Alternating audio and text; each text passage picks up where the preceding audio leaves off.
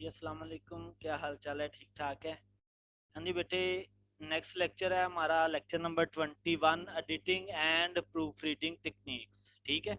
अब बेसिकली ये आपका जो हमारा टॉपिक था, proof reading and editing process. अब इसी टॉपिक को मैंने जो है वो दो पार्ट्स में डिवाइड किया था, ताकि आपको जो है वो वाज़ह तौर पे इन चीज़ों की जो है वो समझ लग सके कि असल में है क्या चीज़ है। अब हम editing and proof reading, basically मकसद इसका आपने सीख लिया। सीखने के बाद आप जो है वो हम टेक्निक सीखेंगे कि किस टेक्निक के तहत जो है वो आप एडिटिंग एंड प्रूफ रीडिंग कर सकते हैं। ठीक है।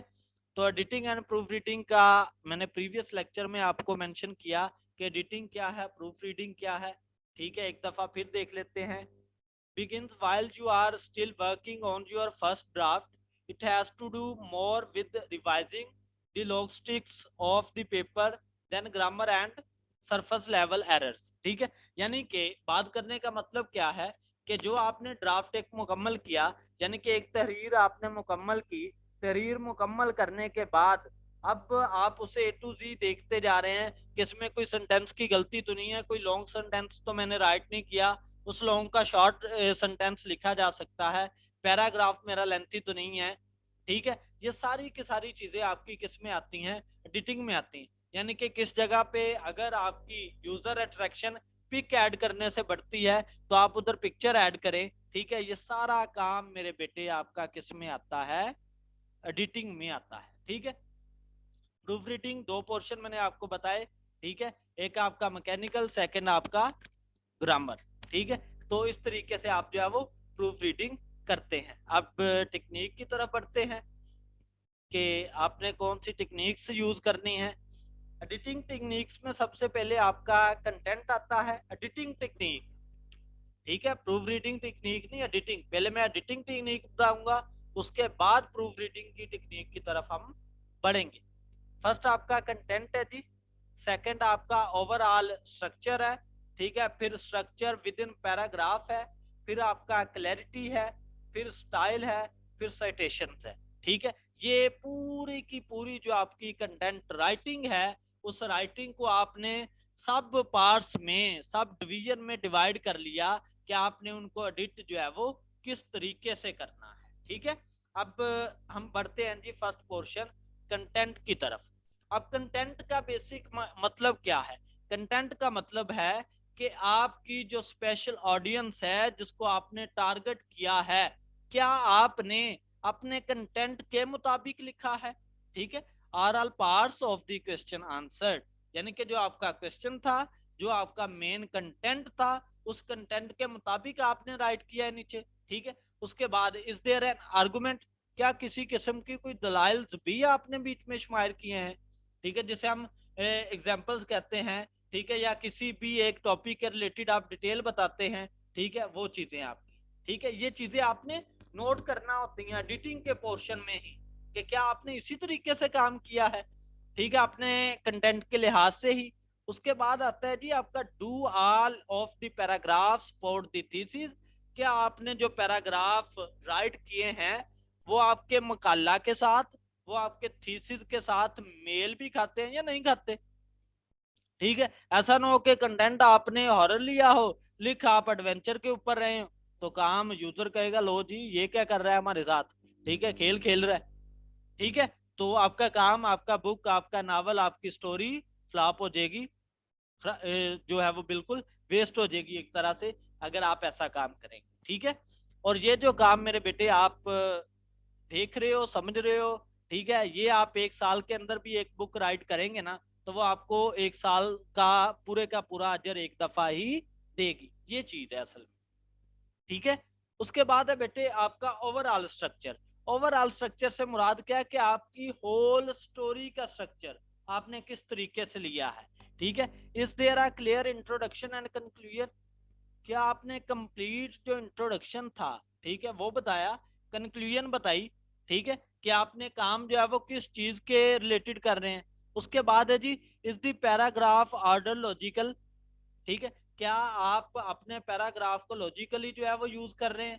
ठीक है, उसके बाद हम कहते हैं और देयर क्लियर ट्रांसिशंस बिटवीन पैराग्राफ। ठीक है, अब आपने जो है वो पैराग्राफ को, एक पैराग्राफ होता है बेटे कि आपने लिखते जा रहे हैं, ठीक है, किसी किस्म की पैराग्राफ स्पेस नहीं आ रही, ठीक है, पैराग्राफ ज्यादा इस्तेमाल नहीं कर रहे, तो ये काम मैंने आपको फर्स्ट लेक्चर में बताया कि ऐसा काम आपने कभी नहीं करना। आपने पैराग्राफ को जितना शॉर्ट लिख सकते हैं ना उतना शॉर्ट लिखना है, ताकि आपके यूजर की अट्रैक्शन आपके साथ बनी रहे, ठीक है। ये चीज आपकी आती है। ओवरऑल स्ट्रक्चर को जब आप चेक करते हैं, ठीक है, एडिटिंग करते वक्त ओवरऑल स्ट्रक्चर आपने इस मेथड से चेक करना होता है, जो कि मैंने आपको अभी बताया। उसके बाद हम बात करते हैं स्ट्रक्चर विद इन पैराग्राफ, ठीक है, जो कि पहले मैं बात कर चुका हूं स्ट्रक्चर विद इन पैराग्राफ की, कि एक पैराग्राफ के अंदर आपने स्ट्रक्चर जो है वो देखना है किस तरीके से जी। Does each paragraph has a clear topic sentence, क्या जो आप पैराग्राफ लिख रहे हैं क्या वो आपके कंटेंट के मुताबिक ही लिखा जा रहा है या उससे हटके है, ठीक है, ये चीज आपने देखनी होती है। फिर है जी does the paragraph follow the thesis, thesis मतलब आपका जो मकाला है, जो आपका मेन कंटेंट है, जो आपका मेन टाइटल है, ठीक है, क्या पैराग्राफ उसी के मुताबिक चल रहे हैं। उसके बाद है जी are there any extra or missing supporting paragraph in each paragraph, क्या हर पैराग्राफ के अंदर एक खुद से बोरियत वाला पैराग्राफ जो है वो क्रिएट किया हुआ है, क्या एक्स्ट्रा आपने चीजें तो मेंशन नहीं की, ठीक है, ये सारी चीजें हमने पैराग्राफ्स के अंदर चेक करनी होती हैं, ठीक है जी। आपने स्ट्रक्चर इस तरीके से पैराग्राफ का देखना होता है जी। क्वेश्चन है कोई? नेक्स्ट है जी आपकी क्लैरिटी, ठीक है, are all terms easily defined for the readers.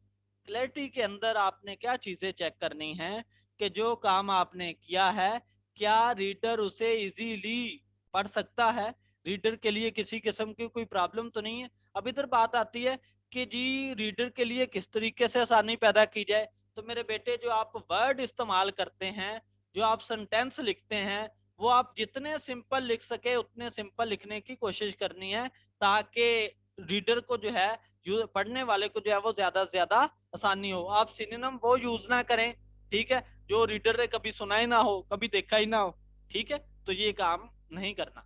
और इधर एक और बात बताऊं, जो पब्लिक डोमेन बुक एडिट की जाती है ना उसमें सिनोनिम बिल्कुल डिफरेंट जो है वो होते हैं। तो जब रीडर उन्हें पढ़ता है तो रीडर बोर हो रहा होता है उस स्टोरी से, क्योंकि उसे समझ नहीं लग रही होती कि स्टोरी किस मफहूम से किस तरीके से चल रही है, तो वो नीचे जो है वो बैड कमेंट करता है या रेटिंग बैड दे के जाता है, तो स्टोरी आपकी नेक्स्ट सेल होना बंद हो जाती है। ये सारे सीन जो है वो चल रहे होते हैं, ठीक है।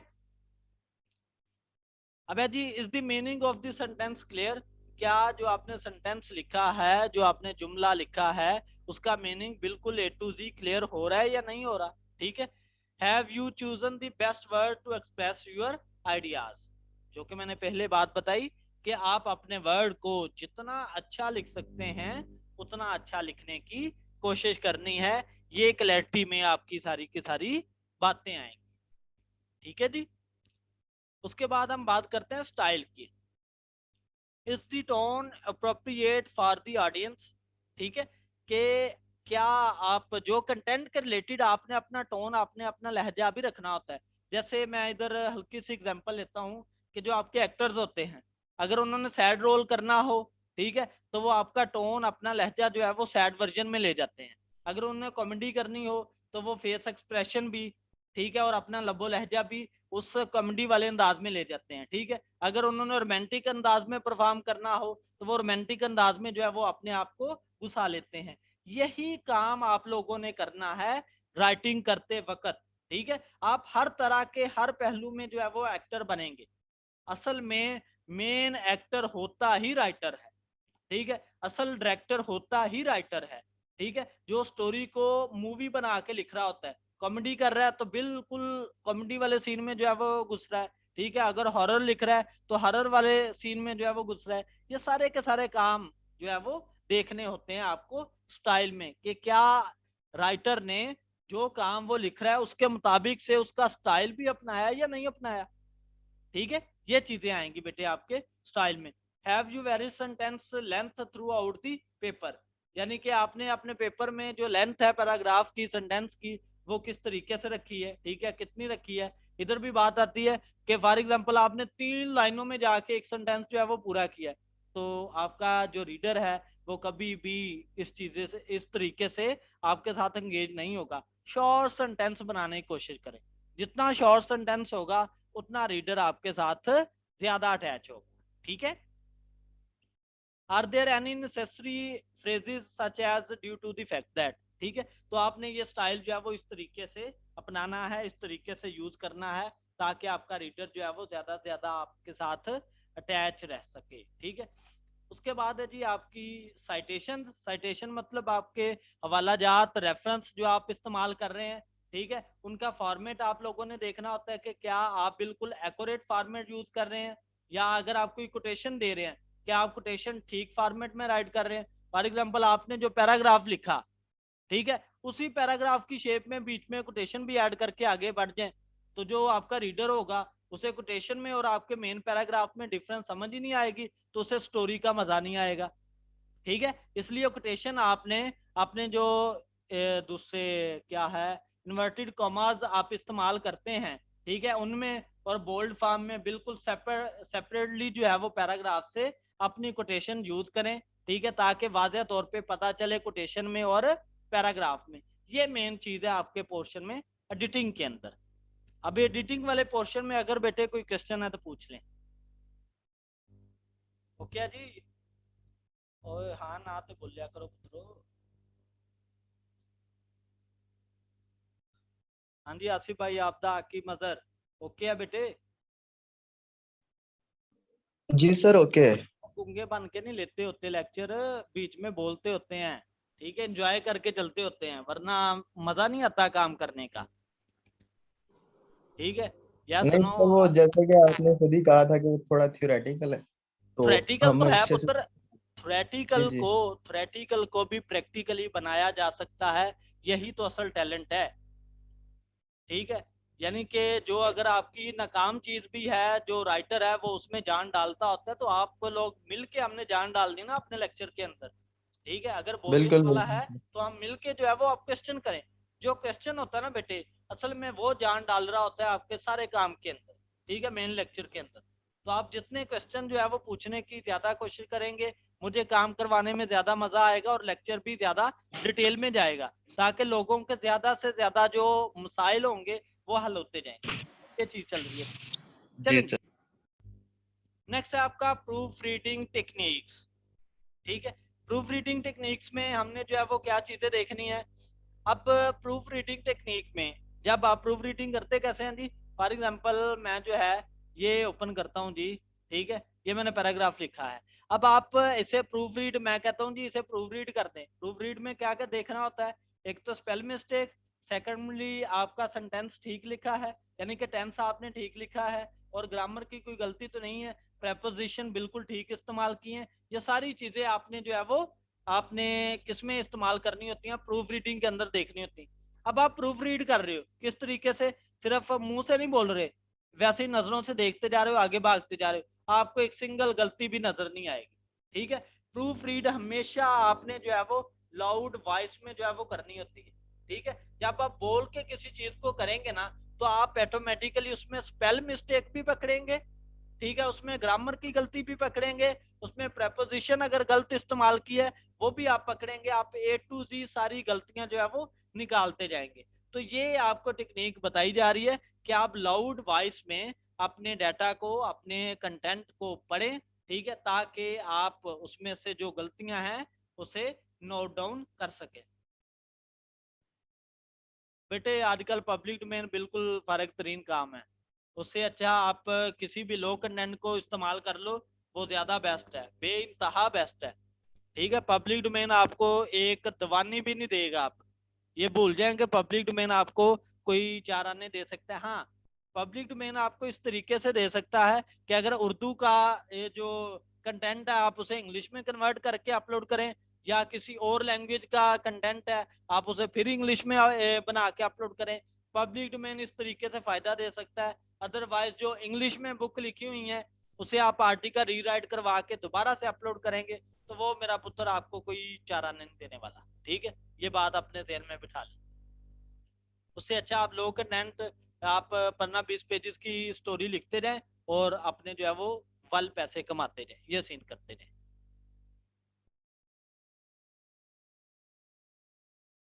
मेरे बेटे जो चीज ही पब्लिक डोमेन है वो सेल्फ कैसे हो सकती है? जरा होश के नाखून लेना। जो आपका डाटा ही पब्लिक, एक तो लफ्ज आप पब्लिक डोमेन यूज कर रहे हैं और साथ कहें सेल्फ, तो इसका मतलब चोरी है। तो चोरी की सजा क्या है जी? स्टोर बंद। ठीक है, इसलिए ईमानदारी से काम करें ताकि आपको जो है वो अच्छी अर्निंग जो है वो मिल सके, आपका क्लाइंट आपसे सेटिस्फाइड हो सके। ठीक है जी। तो प्रूफ रीडिंग के अंदर आपने ये सारी की सारी चीजें देखनी है, जो कि मैंने अभी आपको सारी की सारी बातें मेंशन की। ये सारा काम आपने प्रूफ रीडिंग टेक्निक्स के अंदर देखना है, जो कि मैंने मेंशन किया इधर। प्रॉपर नेम्स, साइटेशंस, पंक्चुएशंस, ठीक है, पेज नंबर्स, हेडर फुटर, मार्शल फॉन्ट्स, ठीक है, ये सारी चीजें आपकी प्रूफ रीडिंग में ही आती हैं कि आपने फॉन्ट स्टाइल कितना रखा है। ठीक है, ये सारा प्रूफ रीड में है। ठीक है, तो जैसे जिन बच्चों ने कभी थीसिस आर्टिकल लिखा हो तो उन्हें जो है वो पता होगा कि जब वो अपने सुपरवाइजर से चेक करवाते हैं, वो हल्की सी गलती, फर्स्ट पेज से गलती निकाल देता है, जी ये आपका फॉन्ट नहीं ठीक, दोबारा सारे का सारा करके लाओ। ठीक है, ये सीन होता है, ये प्रूफ रीडिंग है। ठीक है, उसके बाद प्रूफ रीडिंग में रीड स्लोली एंड केयरफुली, कि आपने अपने जो कंटेंट है, जो आपने किसी भी चीज की प्रूफ रीडिंग कर रहे हैं, उसे बिल्कुल स्लोली जो है वो रीड करें और बिल्कुल जो है वो केयरफुली जो है वो देखे उसे। ठीक है, उसके बाद है जी अदर हेल्पफुल टिप्स बताई गई हैं कि इसके अलावा जो है वो डिफरेंट टिप्स आप किस तरीके से प्रूफ रीडिंग में और एडिटिंग के पोर्शन में आप कर सकते हैं। तो हेल्पफुल टिप्स में सबसे बड़ी टिप यही है कि जब भी आप एडिटिंग का काम करें या आप प्रूफ रीडिंग का काम करें, तो आप बिल्कुल सेपरेटली बैठ के करें। लोगों के अंदर बीच जो है, आप अपनी फैमिली में सब लोगों के बीच में बैठ के ये काम ना करें, आप कभी भी गलती को फाइंड आउट नहीं कर पाओगे। ठीक है, इसलिए ये डिफरेंट हेल्पफुल आपके जो है वो टिप्स हैं। आप जब भी किसी भी काम को कर रहे हैं, प्रूफ रीड कर रहे हैं, तो आपके पास डिक्शनरी होनी चाहिए। यानी कि अगर आपके पास इंटरनेट मौजूद है तो वेल एंड गुड है। उसके बाद ये थ्रोशर्स हैं, ये जानती होंगी मिस आपदा के ये क्या है जी।